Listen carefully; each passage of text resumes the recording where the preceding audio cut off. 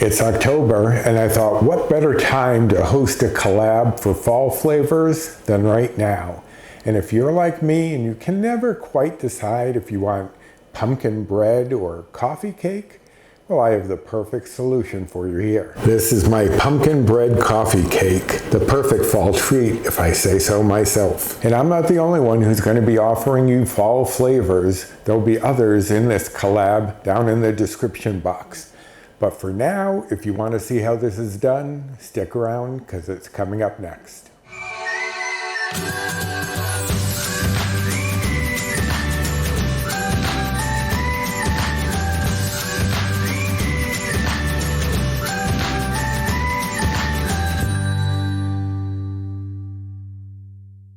Hello and welcome to my kitchen. My name is Roy. I'm a home cook and amateur baker, and I'm here on this channel sharing recipes that have helped me to lose over 125 pounds, whether those recipes are mine or someone else's. Now, if you're new here, they are usually mine. And today is no different, although the one different thing about this video is that it is part of a collab that I am hosting for fall flavors. So head down to the description box after you've watched my video and check out the other videos that are part of this collab and get fall flavors galore. It could be anything from pumpkin to apple to pear to maple to cranberry. Whatever you think of as a fall flavor, they might have something for you there. And if you're new here and you've come from one of those other channels, or if you just happen to find me, let me know down in the comments where you came from, how you found me, etc. Today's recipe has fall flavors galore.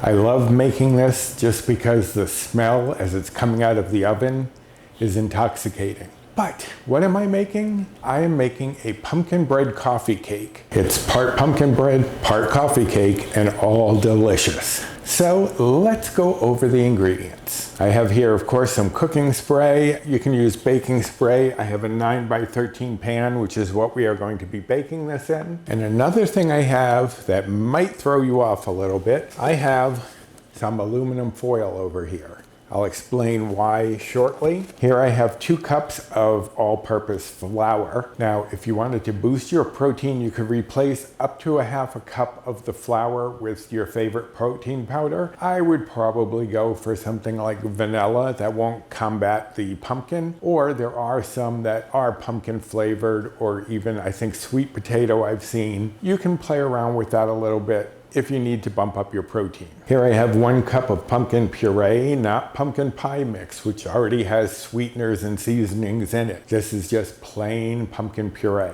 Here I have 1/2 cup of almond milk and 1/2 cup of non-fat Greek yogurt. And those are both at room temperature. I'm going to be mixing them together to make kind of like a buttermilk flavoring. Here I have 2/3 cup of sugar replacement, and you could replace that with brown sugar replacement if you choose. Here I have 3 eggs, of course at room temperature. Those are 3 large eggs. Here I have 1/4 cup of cornstarch. What am I doing with cornstarch in a cake recipe? Well, the cornstarch is going to help make this a little more tender than just plain flour. We're basically making our own cake flour here by adding some cornstarch to our flour. If you don't have cornstarch or you don't want to use it, you could replace that with another 1/4 cup of flour, and the bites and points won't really shift all that much. Here I have 1/3 cup of brown sugar replacement, and that is going to be for the streusel on the top. You could replace it with regular sugar replacement if you don't have brown sugar replacement, but I do like the caramely notes that it gives to our streusel. Here I have 1/3 cup or 38 grams of chopped walnuts. Now at first I was chopping them really fine to make sure they spread out, but my partner Paul said that he wanted a little more texture from them. So I chopped them, but not as finely as I did previously, and that really does add a nice texture to this streusel. Here I have 1/3 cup of flour, and that is also for our streusel topping, as is 2 tablespoons of light butter. I'm using, I can't believe it's not Butter Light. That's the one I prefer, and it seems to be fairly low compared to some others that I've seen in bites, points, and calories. Here I have 1 teaspoon of vanilla, 1/2 teaspoon of pumpkin pie spice, and 2 teaspoons of pumpkin pie spice. Now, why do I have 2 amounts of pumpkin pie spice? That is because the smaller amount is going to go into our streusel topping just to enhance that pumpkin pie flavor. Here I have 1/2 teaspoon of salt, 2 teaspoons of baking powder, and 1/4 teaspoon of baking soda. And I've mentioned previously why you use both baking powder and baking soda, so I won't bore you, but if you happen to remember, let me know down in the comments. All right, so those are all of the ingredients. Let me shuffle a few things around and we'll get started.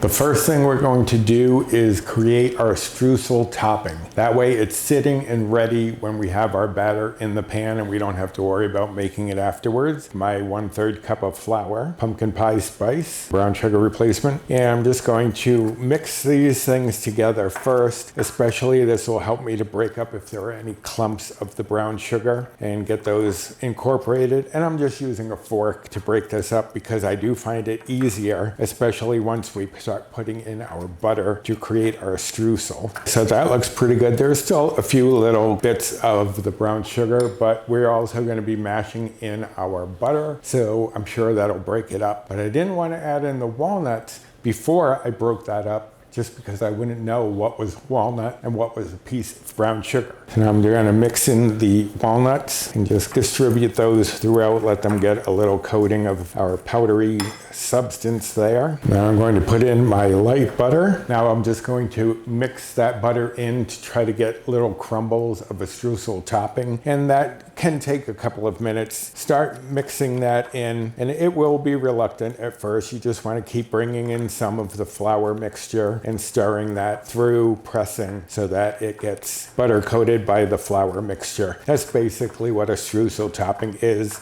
that the butter is broken up and held apart from each other because of all the flour, sugar, etc. So let me just get this worked together. Okay, so there's no bits of flour really in the bottom here. If there's a little bit, that's not going to bother anything, but you can see how it's clumping together. It's definitely clumping together a little more than we wanted to for our topping, but we're going to break that up. We just wanted to get that all together, and now we're going to set this off to the side. So the next step is to put together our flour mixture. So I'm going to add in 2 cups of flour, 1/4 cup cornstarch, 2 teaspoons of pumpkin pie spice, 1/2 teaspoon of salt, 1/4 teaspoon baking soda, 2 teaspoons baking powder. Now we're just going to whisk this together until it's a uniform color, because you don't want clumps of pumpkin pie spice in there. You also don't want clumps of salt or baking powder or baking soda. That could throw off the leavening. If you have too much in one spot, it might swell up a little bit more there because there's more baking powder. So whisking this together helps us to make sure everything is evenly distributed.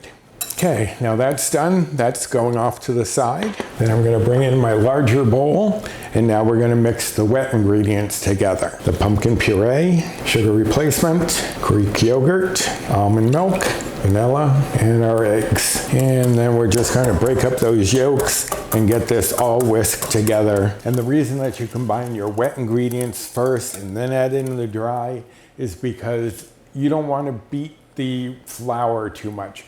You'll start to develop gluten, and that's just going to make your cakes, muffins, etc. tough. That's not what you're looking for. So you mix together the wet ingredients first. That way you have less time with the liquid and the flour intermingling. And you may have noticed I did put in the sugar replacement with the wet ingredients. That's because sugar or sugar replacement will kind of melt into the liquid, become more part of the liquid than if you mixed it separately, and you wouldn't have as much of a chance to get that incorporated well. So oftentimes you will see sugar listed as one of the wet ingredients. Okay, so now we are going to add in our flour mixture to our wet ingredients. And now you want to be a little gentle with it when you're mixing these. As I said, you don't want to develop gluten. So I'm just going to basically fold this in at first for 2 reasons.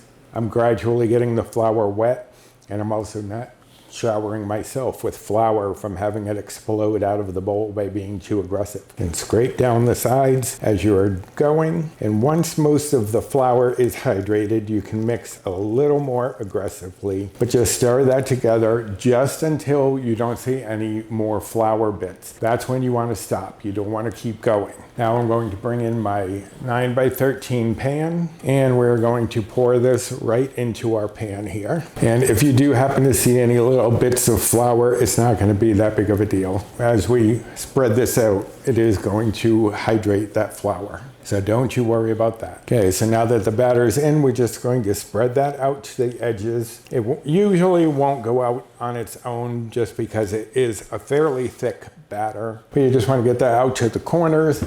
And then just to make sure, I usually give it a little shimmy and get that to relax into the corners a little bit more. Okay, so now we're going to bring in our streusel topping, and we're just going to take up pieces and just break it up and scatter it across the top of our cake batter and just get this all covered.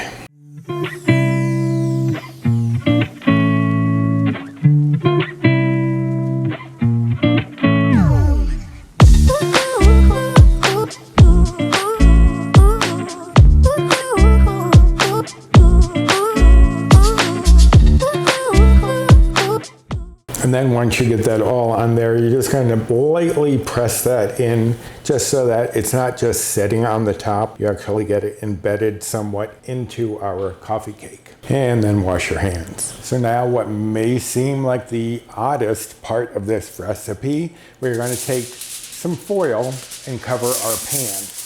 And you want it fairly secure, but it doesn't have to be tight on there. And you could, if you wanted, spray the underside, but the cake usually doesn't rise that much that I need to worry about it sticking to the foil. But you can obviously do that if you want a little extra protection. But why am I doing this? I want this to be a nice moist cake, so I don't want to lose too much moisture right off the bat. But I do want to lose a little bit, so I am going to make a little hole right in the center there, just to let a little steam escape. But what this is going to do is allow this to steam and puff up and stay moist while it's in the oven, because this will be in for quite some time. And I've noticed that sometimes by the time they were done, it was a little dry. So this is the perfect solution. We'll start it off with some foil. My oven is preheated to 350 degrees, and this is going to go in first for 25 minutes. Then we'll remove the foil and let it bake for another 25 to 30 minutes until a toothpick in the center not just comes out clean, but till it comes out clean and relatively dry. Because if it's still sticky when you touch it, it's not ready yet. So this is going in for 25. I'll remove the foil and then we'll go another 25 to 30 minutes. So let me get this in the oven and I'll be back. Okay, that is the 25-minute mark. I'm going to open this up and carefully remove the foil from the top. And I'll show you quickly. See, we've gotten some nice puffiness on here. That's exactly what we're looking for, but it's still moist, not dried out. So now, that's going back in to finish baking. 25, 30 minutes, and I'll be back. And there we have it, my pumpkin bread coffee cake. This house is smelling so good right now.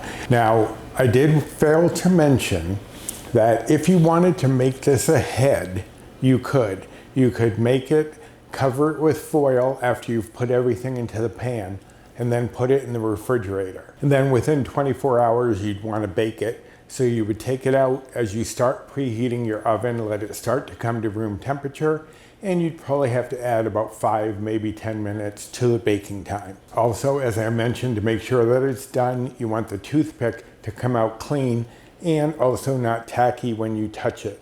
If it's still a little tacky or sticky, then it still needs a little more time. But another way you can test a cake to see if it's done that doesn't involve toothpicks is to press on the top of the cake, and if it bounces back, it's done. If the indent from your finger stays there, then it's not done yet. That moisture in there is kind of like letting it hold on to that fingerprint. Those are the ways you can test for it to be done. That's the way you can make it ahead if you needed to just wait another day to bake it. And now you gotta let it cool for about an hour or so, if you can wait that long. But I'm not gonna make you wait. I'm going to give you all of those lovely nutrition facts that you're waiting for. Now, I do this as 12 servings. Paul thinks that my serving sizes are a little large, and maybe they are. Maybe you think so as well. So you could cut this into 16 if you wanted. I found out the bites and points don't change, at least on the Healthy Better Balanced plan, which is the equivalent to the old WW Blue plan, which are the bites and points that I give. Doesn't change if it's 16 or 12. So you know me, I'm going for a larger portion. For one piece of this delicious pumpkin bread coffee cake, it's only going to be 3 Better Balanced bites or old Blue points. And again, that's for 12 or 16 servings, but the calories and macros I'm about to give you are for 12 servings. So if you're following calories, the calories for 1/12 of this delicious cake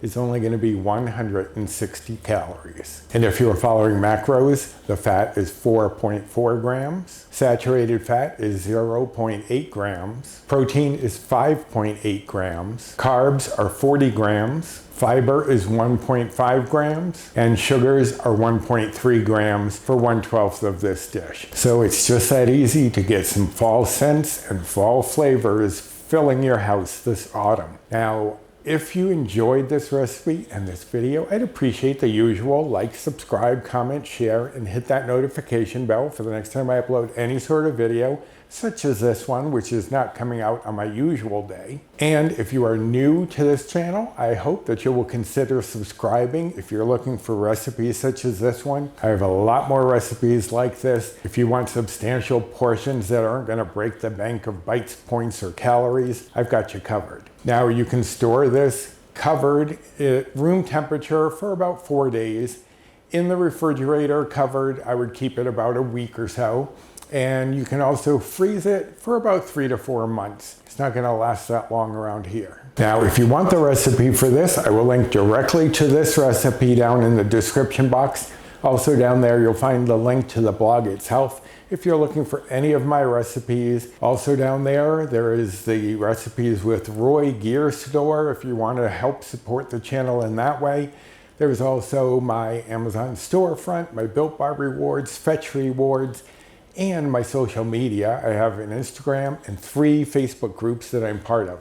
So check out that description box for all sorts of information. Well, I'm going to try to be patient and let this cool. I don't know if I can last, but I'll do my best. And I hope that you give this a try yourself very soon. So until next time, bye.